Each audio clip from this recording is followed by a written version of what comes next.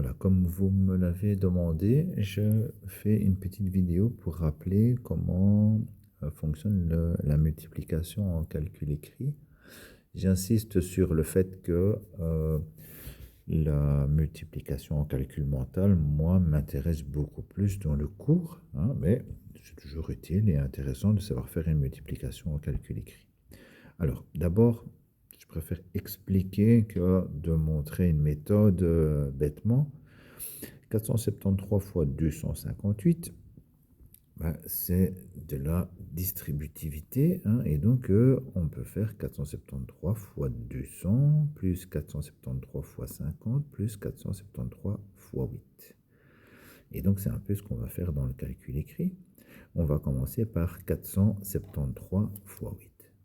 Et faire 473 fois 8, de nouveau, c'est une distributivité. C'est 400 fois 8, 70 fois 8 et 3 fois 8.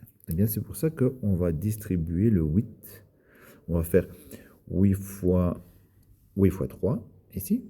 D'abord, ça donne 24. J'écris 4 et je reporte 2 dizaines. 8 fois 7, 56.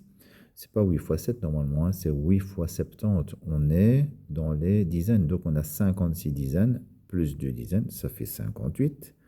Et je reporte 5 centaines, hein, il est en dessous de la feuille. Et puis, je fais 8 fois 4, 32, plus 5, 37. Voilà la première ligne. Là, c'est les 8 fois 473. À la deuxième ligne, on doit faire normalement 50 fois 473. On va utiliser le 5, mais comme c'est en réalité 50, eh bien, on va commencer la ligne par un 0 qui multiplie le tout par 10. Hein. Certains mettent une croix, ben moi j'ai mis un 0 avec une croix, comme ça on comprend ce que ça veut dire.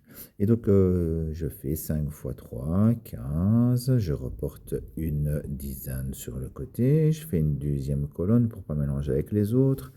5 fois 7, 35, plus le 1 que j'ai reporté, 36, j'écris 6, je reporte 3, et 5 fois 4, 20, plus 3, 23. Voilà ma deuxième ligne.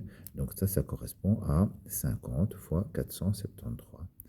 Et puis à la dernière, je dois faire 200 fois 473. Je vais faire 2 fois 473 et je vais décaler de 2 rangs. Je vais mettre 2 zéros ou 2 croix pour qu'on soit dans la colonne des centaines. Voilà, une fois que j'ai mes 3 lignes, j'additionne le tout. Voilà. Alors, multiplier en calcul écrit, c'est bien, mais si à la fin, on n'est pas sûr d'avoir bon, qu'est-ce qu'on fait? On prend la calculette, on vérifie, ou bien on le fait directement à la calculette. Et donc, l'idéal, dans un deuxième temps, et ça je vous expliquerai en classe, et je peux vous faire une vidéo une prochaine fois, c'est de savoir faire la preuve. Hein, la preuve par 9, et ça, on en parle demain en classe, et je pourrais faire une vidéo après si vous avez besoin. Vous me direz pour demain si celle-ci est déjà suffisamment claire.